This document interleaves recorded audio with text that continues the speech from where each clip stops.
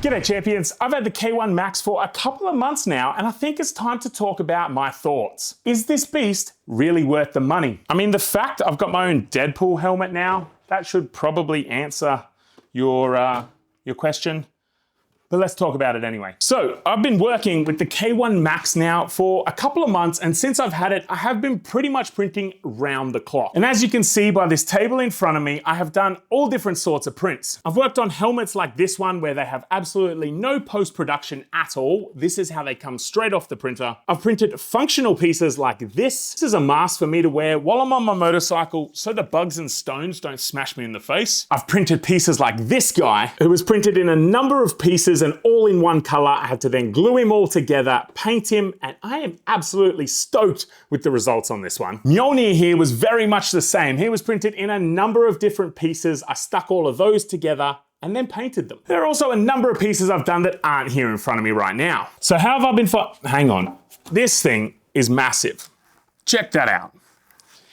Not quite finished the post-production on this one yet, but let's get him off to the side. How have I been finding the K1? Look, all in all, with the amount of hours that I've put on the machine, I am loving it. Since getting my printer, I have put 903 hours on it. Now, have those hours had faults?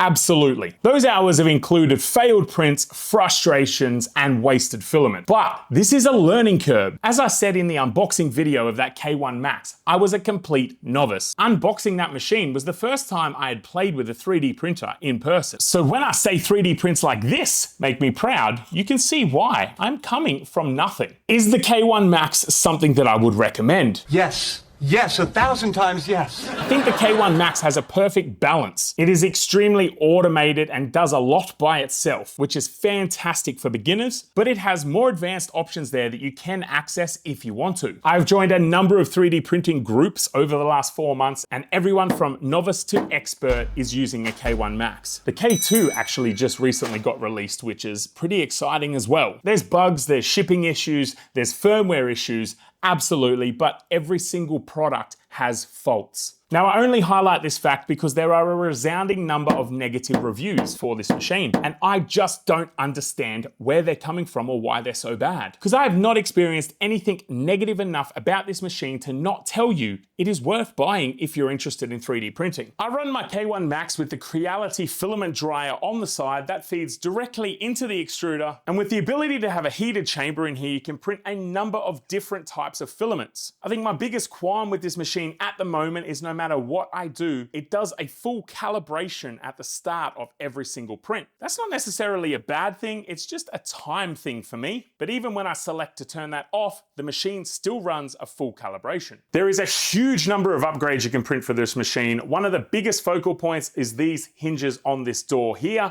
There are a lot of complaints that if you open this door too hard and it pushes past that 90 degrees, the door completely shatters.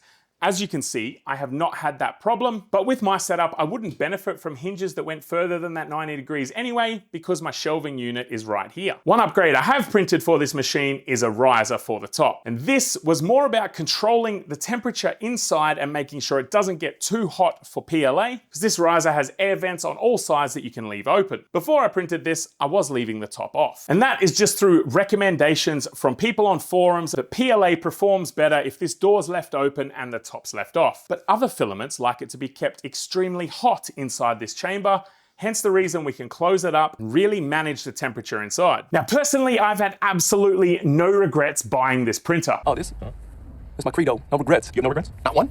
Nope. There's been a couple of instances where I wish I'd had a bigger bed, but that's just because I got a big head. And to be completely honest with you, I printed this Mandalorian helmet, the absolute biggest that I possibly could on that bed, and it is way too big for me.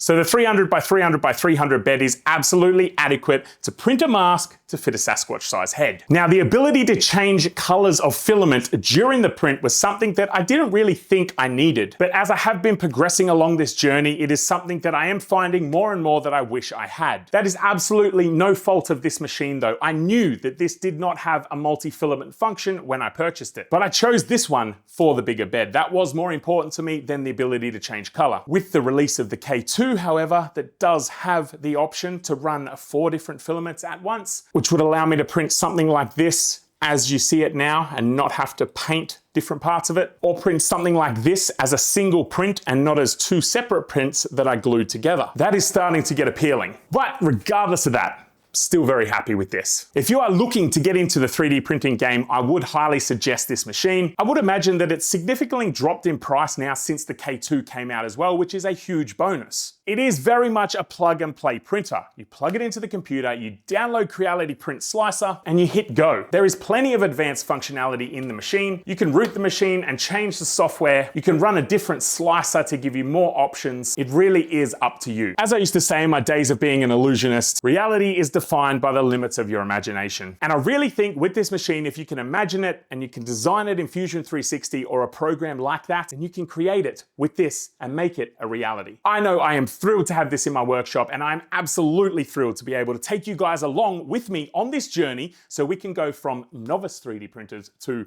hopefully expert 3D printers together. You, me, and this beast, of course. So if that's a journey that you would like to take and you aren't subscribed to the channel yet, please be sure to hit that subscribe button and ring the notification bell so that you know when the journey continues. There is a bunch of other info down in the description below if you want to check that out. Stay safe and look after yourself. Until next time, guys, I will see you later.